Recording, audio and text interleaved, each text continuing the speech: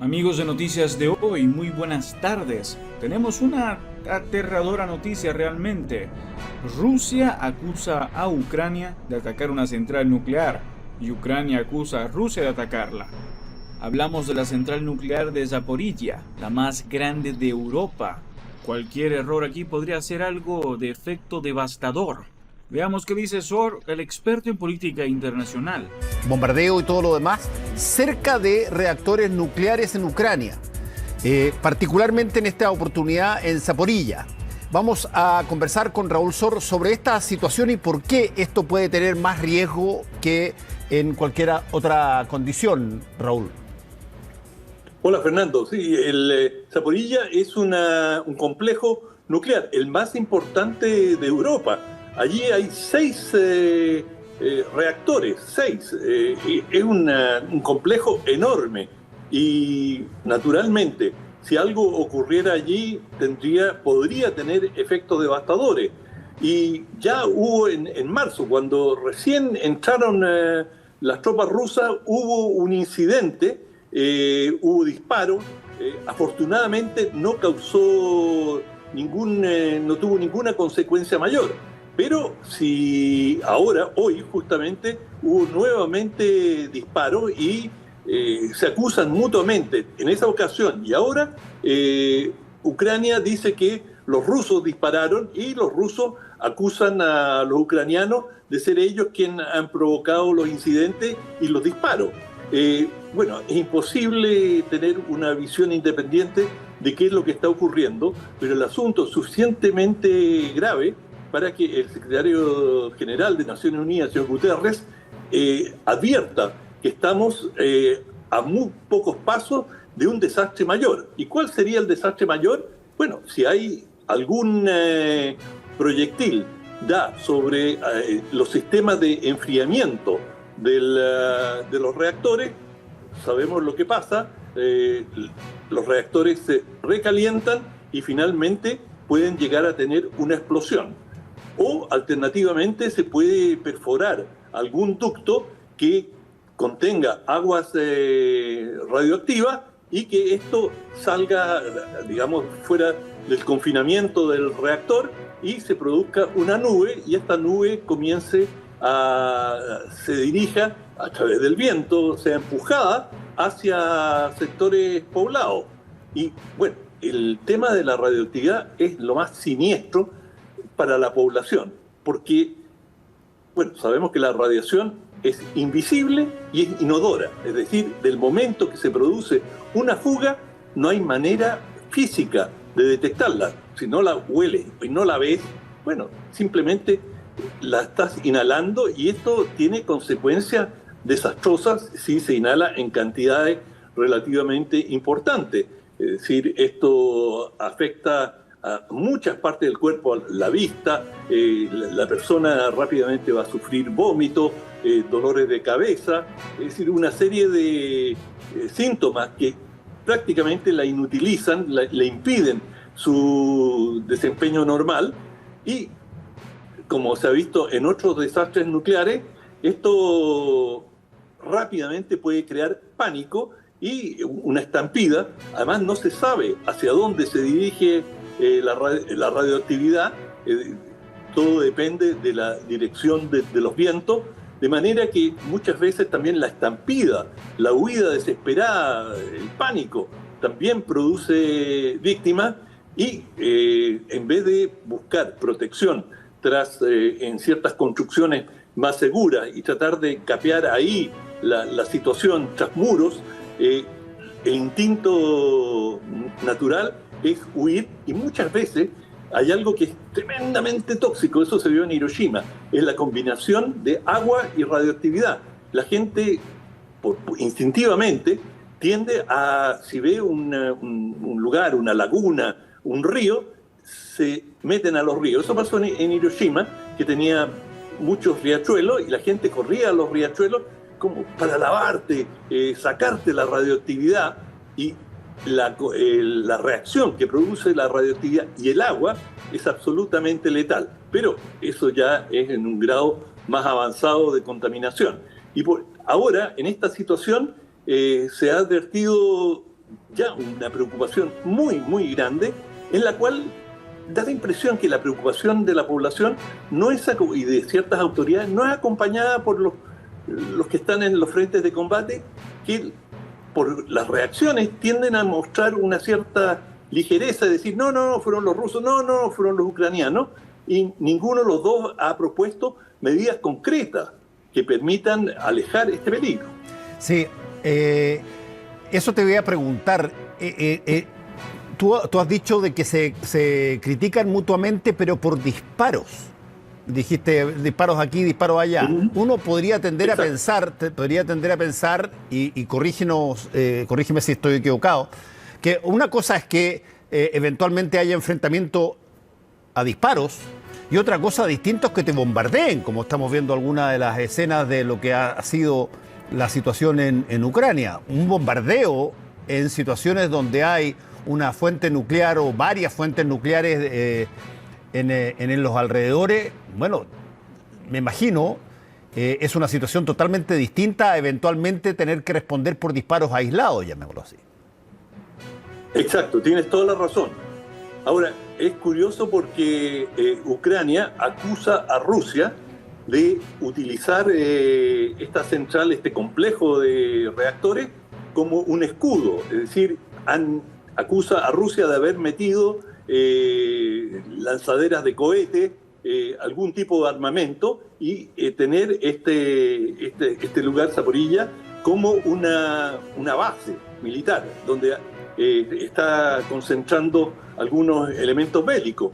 Oye, Raúl, déjame hacerte la pregunta. ¿Quién controla hoy día Zaporilla? ¿Quién está a cargo ahí? Rusia. Está bajo el control de Rusia. Yeah. Y de hecho están trabajando, y hay incluso rumores que Rusia está cambiando los sistemas eléctricos para poder entregarle electricidad a Rusia. Es decir, que siguen funcionando los reactores. De hecho, los reactores son operados por ucranianos que fueron retenidos por las tropas rusas, y como ellos tienen la experiencia de cómo se maneja los distintos reactores, son ellos los que están ahí forzados a trabajar, y eso ya también que genera dudas que si se están cumpliendo los horarios o no.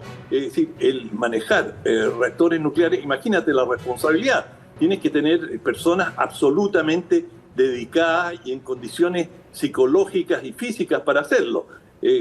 Rehenes, como se presenta la situación allí, ya en sí es complejo. De manera que hay una situación de vulnerabilidad intrínseca en lo que está pasando en este conjunto de reactores. Piensa que son 6. De manera que se dice que Rusia quiere cambiar la dirección o redireccionar el flujo eléctrico que se produce en las centrales.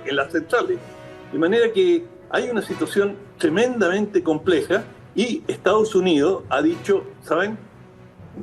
Declaremos estos reactores zona neutral y veamos cómo los podemos administrar, quizás apagar los reactores y simplemente que esto quede fuera del alcance de los dos bandos.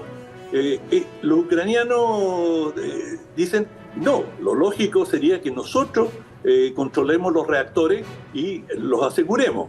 Bueno, los rusos, que lo están ocupando, no quieren escuchar de esta propuesta, y los rusos han llamado a una reunión del Consejo de Seguridad de Naciones Unidas para tener un debate sobre el tema. Pero, claro, además, la electricidad que se sigue produciendo allí se necesita, la necesitan en la Ucrania ocupada, y,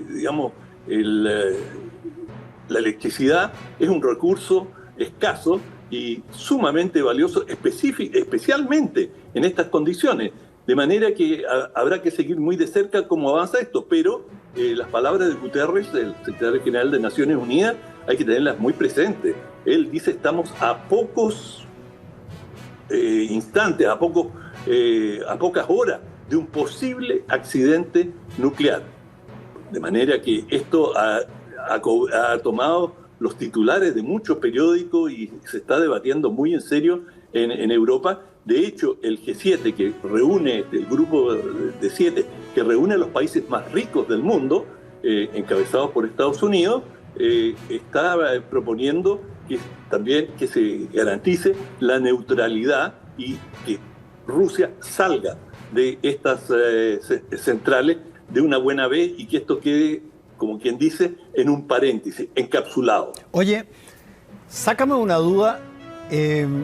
Estas centrales nucleares, porque yo entiendo que Ucrania es un país exportador de electricidad. Estas centrales nucleares no estaban todas trabajando en gran medida para no solamente la provisión de electricidad nuclear en Ucrania, pero también no proveían, no exportaban este tipo de cosas a otros países también. Sí, claro, pero esto, bueno, los países que tienen esta gran producción eléctrica tienen redes y es difícil saber de dónde proviene la electricidad. Es decir, todo esto pasa, como quien dice, por un ducto central, no es así, pero es una red y tú puedes proveer, alimentar la red de distintos puntos. Sí, no, pero lo que te planteo es que debe haber, me imagino, una suerte de convención de que las centrales nucleares en esos lugares, bueno, generan un recurso que es extraordinariamente vital. Y por lo tanto, independientemente de quién hizo los primeros disparos, e independientemente de la situación que está, la pregunta es cómo se garantiza de que los contratos que se tengan llegan donde deben llegar en una situación como esta. No hay contrato que valga, es decir... Por eso, me imagino. No, claro, y lo hemos visto, digamos, con el petróleo, con los granos, es decir, no sacas nada con demandar a Ucrania porque no entregó granos que ya tenía comprometido, trigo, porque bueno, ellos te van a decir lo que es evidente, fuerza mayor, es decir, no está en nuestras manos entregarte el trigo, simplemente hemos sido invadidos y hasta ahí no llegamos. Y por lo tanto, esta situación es una situación de emergencia absoluta, en la cual los distintos países tienen relativamente poco control sobre sus propios recursos. Dicho eso, por supuesto que se puede llegar a acuerdos y los rusos no parecen tan cerrados a discutir el tema. En parte, ellos acusan a los ucranianos de querer causarlo y ellos tienen un argumento relativamente fuerte. Dicen, si es verdad, como dice Ucrania, que nosotros tenemos tropas y armas dentro de este complejo nucleoeléctrico, bueno, ¿cómo vamos a hacer nosotros lo que le estamos disparando? Es evidente que nosotros no tenemos ningún interés en que allí ocurra alguna desgracia, porque lo estamos ocupando. Pero en estas situaciones bélicas es muy difícil determinar qué es lo que ocurre y lo mejor, y es lo que están proponiendo muchos países, es tratemos de neutralizar la zona y no corramos riesgo, independiente de los argumentos de uno u otro. Eso es todo por ahora. No olviden comentar y suscribirse. Hasta el próximo video.